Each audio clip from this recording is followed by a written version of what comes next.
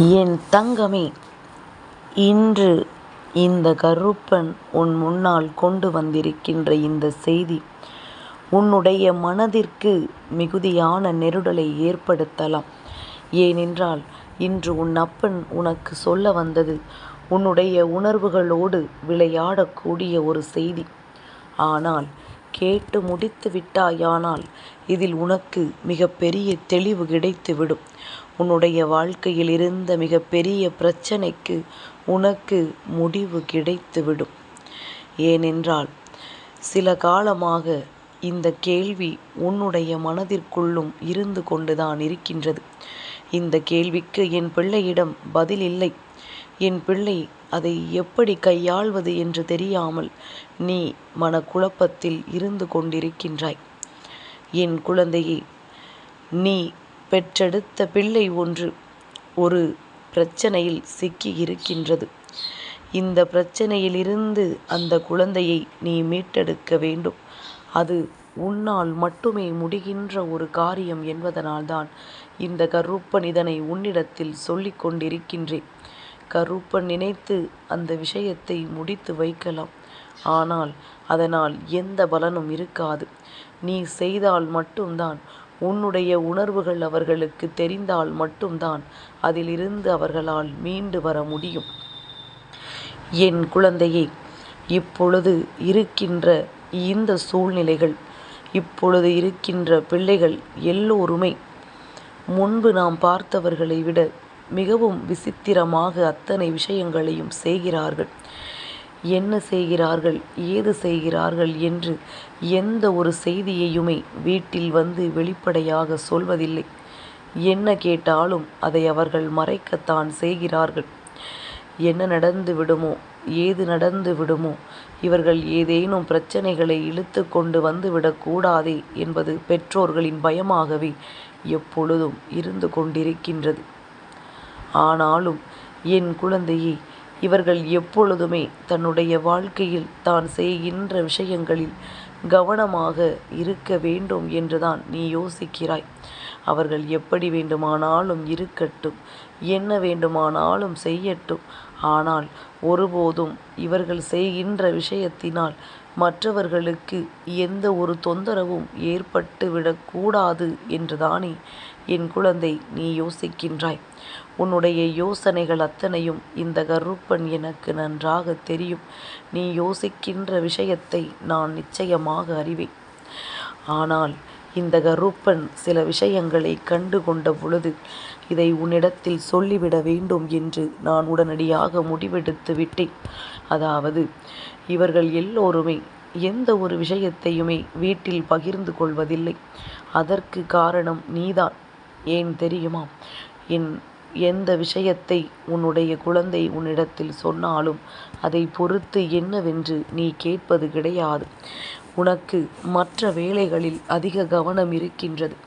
ஆனால் பிள்ளைகள் பேசுகின்ற வார்த்தைகளை கேட்பதற்கு நேரம் போதவில்லை. இப்பொழுது கைபேசி என்ற ஒன்று வந்து அத்தனை பேரையும் முடக்கி வைத்திருக்கின்றது. தன்னை சுற்றி தன் குடும்பத்தில் என்ன நடக்கிறது என்பதை கூட தெரிந்து கொள்வதற்கு இங்கு யாருக்கும் நேரமில்லை.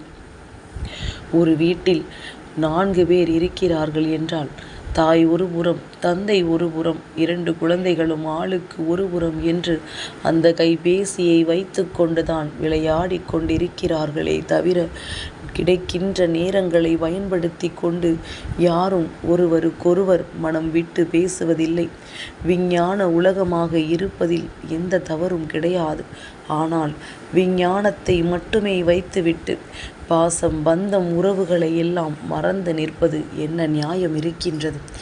நீ நினைக்கலாம், கருப்பா, இது போன்ற வசனங்களை எல்லாம் 1000 பேர் பேசியாயிற்று. நீ சொல்ல வந்த விஷயத்தை சொல். இது கூட தெரியாமல் தான் நாங்கள் இருக்கிறோமா என்று என் குழந்தை நீ கேட்பதும் எனக்கு புரிகின்றது. கருப்பனுக்கு மனது கொஞ்சம் வருத்தமாக இருக்கின்றது. இப்படியெல்லாம் இந்த வாழ்க்கை சூழ்நிலைகள் மாறிவிட்டதே என்று சொல்லி இந்த கருப்பனுக்கு மனது வேதனைப்படுகின்றது. நான் உன்னோடு இருக்கின்ற நேரங்களில் எல்லாம், நான் உன்னோடு பயணிக்கின்ற இந்த நேரங்களில் எல்லாம் நான் காண்கின்ற விஷயம் உன்னுடைய இல்லத்தில் மிகுதியான மன கஷ்டத்தை கொடுத்து கொண்டிருக்கின்றது. உன்னை சுற்றி நடப்பது எல்லாமுமே மேலும் மேலும் உனக்கான நம்பிக்கையை உனக்கு கொடுக்க வேண்டுமே தவிர எப்பொழுதும் காயங்களை அது கொடுக்கக்கூடாது. இப்படியாக ஒருவருக்கொருவர் மனம் விட்டு பேசிக்கொள்ளாமல் என்ன நடந்தது ஏது நடந்தது என்று தெரிந்து கொள்ளாமல் இருக்கும் வரை, அவர்கள் மாட்டுகின்ற பிரச்சனைகள் உச்சத்தை தொடும் வரை அது உனக்கு அறிந்திருக்க வாய்ப்பில்லை. எப்பொழுதுமே தினமும் குழந்தைகளை அமர வைத்து அன்று விடியலிலிருந்து இப்பொழுது இருக்கின்ற அந்த நேரம் வரை என்ன நடந்தது ஏது நடந்தது என்பதனை தினம் ஒரு நட்புணர்ச்சியோடு கேட்டு பழக வேண்டும். இந்த நட்புணர்ச்சி உனக்குள் இருக்கும் பொழுது, இந்த நட்புக்கான விஷயம் உன் வாழ்க்கையில் இருக்கும் பொழுது நிச்சயமாக அது ஒளிவு மறைவில்லாமல் அத்தனை விஷயங்களையும் எப்பொழுதும் உன்னிடத்தில் பகிர்ந்து கொள்ளச் சொல்லும். எந்த ஒரு விஷயத்தையும் உன்னிடத்தில் மறைப்பதற்கு அவர்களுக்கு மனது வராது. எப்பொழுது அவர்களை உதறுகின்றோமோ, எப்பொழுது அவர்களின் வார்த்தைகளை மதிக்காமல் உதாசீனம் செய்கின்றோமோ, அப்பொழுது அவர்களுக்கு உன்னை விட மற்ற விஷயங்களில் கவனம் அதிகமாக இருக்கும். மற்ற விஷயங்களில் அவர்களின் ஈடுபாடுகள் அதிகமாக இருக்கும். தேவையில்லாத எண்ணங்கள் எல்லாம் மனதிற்குள் வரும். யார் ஒரு சிறு ஆறுதல் வார்த்தையை சொன்னால் கூட அவர்கள்தான் இந்த உலகமே என்பது போல தோன்ற வைக்கும். எப்பொழுதுமே குழந்தைகளை வளர்க்கும் பொழுது அவர்கள் தன்னைத்தான் பெரிய உலகமாக நினைக்க வேண்டும் என்கின்ற அளவிற்கு அன்பை அவர்களுக்கு கொட்டி கொடுக்க வேண்டும். அதே நேரத்தில் அது அவர்களுக்கு சரியாக கிடைக்கவில்லை என்று வேறு எங்கும் அந்த அன்பை தேடி அவர்கள் செல்லக்கூடாது. இது முதலில் உனக்கு புரிதலில் இருக்கட்டும். உன் கருப்பன் உனக்கு சொல்வது புரிகின்றதா? என் குழந்தையே, நீ நினைக்கலாம் பேசுவது எல்லாம் எளிது, செயல் கடினம் என்று. இதில் என்ன கடினமான விஷயம் இருக்கின்றது? ஒவ்வொருவரும் இப்பொழுது எல்லாம் விஞ்ஞான உலகத்தில் அவர்கள் என்னெல்லாமோ செய்து கொண்டிருக்கின்றார்கள். ஆனால் அன்பை தொலைத்து, பாசத்தை தொலைத்து, தனக்கு ஒரு கஷ்டம் என்ற ஒன்று வந்தால் தனக்கு ஆறுதலுக்கு யாரும் இல்லாத நிலையில்தான் எல்லோருமே இருந்து கொண்டிருக்கின்றார்கள். ஆனால் இன்றிருக்கின்றவர்கள் எளிதில் பிரச்சனைகளில் மாட்டிவிடுவதற்கு, எளிதில் பிரச்சனைகளில் மாட்டிக்கொள்வதற்கு ஒரு காரணமும் இருக்கின்றது. என்ன தெரியுமா? அடுத்தவர்கள் பேசுகின்ற வார்த்தைகளை அப்படியே நம்பிவிடுகின்றார்கள். அது மட்டுமல்ல, ஒருவர் சிறு உதவியை தனக்கு செய்திருந்தால் கூட அவர்களுக்கு என்ன வேண்டுமானாலும் செய்யலாம் என்கின்ற ஒரு மனநிலைக்கு இவர்கள் வந்து விடுகிறார்கள். நமக்கு அன்று கஷ்டப்படும் போது உதவி செய்தவர்கள் என்று சொல்லி அவர்களுக்கு எப்பேற்பட்ட பிரச்சனை வந்தாலும் அதனால் தனக்கு என்னவானாலும் பரவாயில்லை, நாம் தான் முன்னின்று அவர்களுக்கு நல்லது செய்ய வேண்டும் என்கின்ற மனநிலைக்கு இவர்கள் வந்து விடுகின்றார்கள். அதாவது தன்னோடு இருக்கின்றவர்களுக்காக நாம் எதை செய்தாலும் அதை பற்றி பிரச்சனை இல்லை என்று யோசிக்கின்ற மனநிலைக்கு இன்றிருக்கின்ற குழந்தைகள் வந்து விட்டார்கள். தன்னுடைய எதிர்காலமே அதனால் பாதித்தாலும் அதை பற்றி இவர்கள் கவலைப்படுவதில்லை. என் குழந்தையை, தேவையில்லாத நட்புகளும் தேவையில்லாதவர்களின் பழக்கங்களும் வீட்டில் இருப்பவர்களினுடைய சரியான நட்பு கிடைக்காமல் போகத்தான் வந்திருக்கிறது என்பதனை முதலில் புரிந்து கொள்ள வேண்டும். சரியானபடி நல்ல நட்போடு இவர்களோடு பழகி இருந்தோமானால் என்ன நடந்தாலும் எந்த விஷயம் வந்தாலும் அதை ஒன்றுவிடாமல் உனக்கு நிச்சயமாக இவர்கள் சொல்லி இருப்பார்கள். எந்த ஒளிவும் மறைவும் இல்லாத ஒரு நிலையை இவர்கள் உருவாக்கி இருப்பார்கள். அப்படி இருந்து விட்டோமானால் இனி உன்னை சுற்றி நடக்கின்ற எந்த விஷயங்களும் நிச்சயமாக உன்னுடைய புரிதலுக்குள் வந்துவிடும். இக்கால தலைமுறையை கையாள்வது கடினமான ஒரு காரியமாகிவிட்டது. அவர்கள் மனதிற்குள் என்ன இருக்கிறது என்பதனை உன்னால் கணிக்கவே முடியாது. அதனால்தான் எப்பொழுதுமே நட்போடு அவர்களில் பழக வேண்டும். தேவைக்கு தகுந்தாற் போல பேசுவதும், தேவையில்லை என்றவுடன் அவர்களின் பேச்சை கேட்காமல் அவர்களை தள்ளி விடுவதும் ஒருபோதும் கூடாது.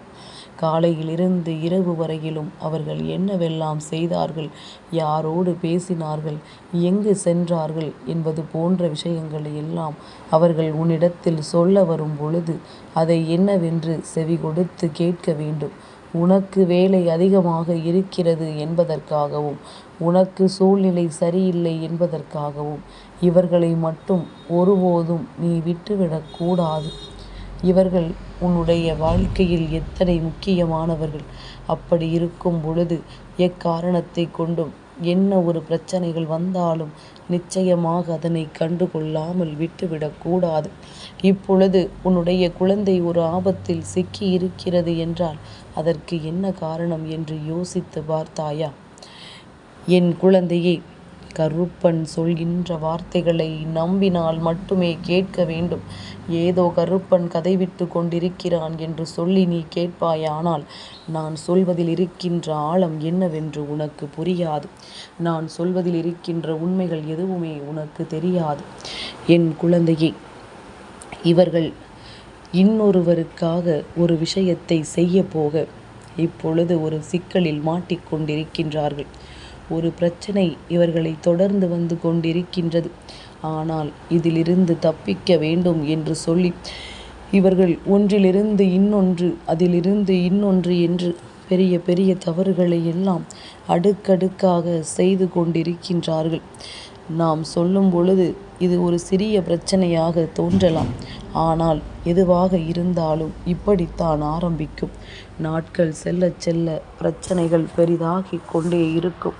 கடைசியில் முன்னால் இவர்களை கட்டுப்படுத்தவே முடியாத இடத்திற்கு சென்று விடுவார்கள்.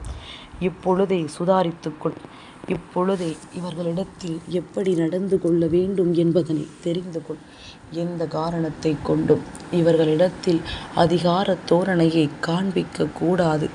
நான் உன்னை பெற்றவர், நான் உன்னை பெற்ற அம்மா, நான் உன்னை பெற்ற அப்பா என்று சொல்லி இவர்களிடத்தில் எல்லாம் ஒருபோதும் அதிகார தோரணையை காண்பிக்க கூடாது. அன்பு மட்டும்தான் இவர்களை அடிபணிய வைக்கும். உன்னுடைய பாசம் மட்டும்தான் இவர்களை உன் பேச்சை கேட்க வைக்கும் என்பதனை புரிந்து கொள். உன்னுடைய காலங்கள் எல்லாம் முடிந்து விட்டது. அதாவது நீ இந்த வாழ்க்கையில் பட்ட கஷ்டங்கள் எல்லாம் முடிந்து விட்டது. இப்பொழுது உனக்கென வேண்டும் என்றே இந்த வாழ்க்கையில் பல நல்ல விஷயங்களை செய்து கொடுத்து கொண்டிருக்கின்ற நான் நிச்சயமாக இனியும் உன் வாழ்க்கையில் நல்லதை நடத்தி கொடுப்பேன். உன்னுடைய குழந்தைகள் அவர்களிடத்தில் எப்பொழுதுமே ஒரு வெளிப்படையான அன்பினை கொடுக்க வேண்டும். நீ நினைத்தால் மட்டும்தான் இந்த பிரச்சனையை சரி செய்ய முடியும் என்று சொன்னதற்கான காரணம் இப்பொழுது என் குழந்தைக்கு புரிந்ததா?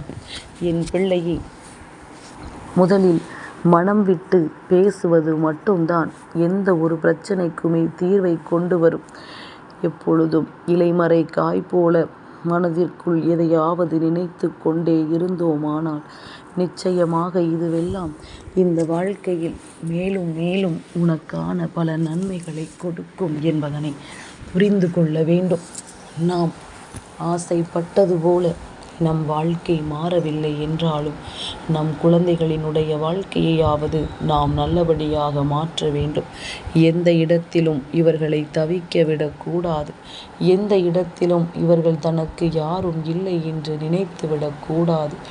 என்ன நடந்தது, ஏது நடந்தது என்று சொல்லி நீ உனக்கான வெற்றியை உறுதி செய்திட எப்பொழுதும் போல உன்னுடைய மகிழ்ச்சியை நீ உனதாக்கிட தயாராக இரு.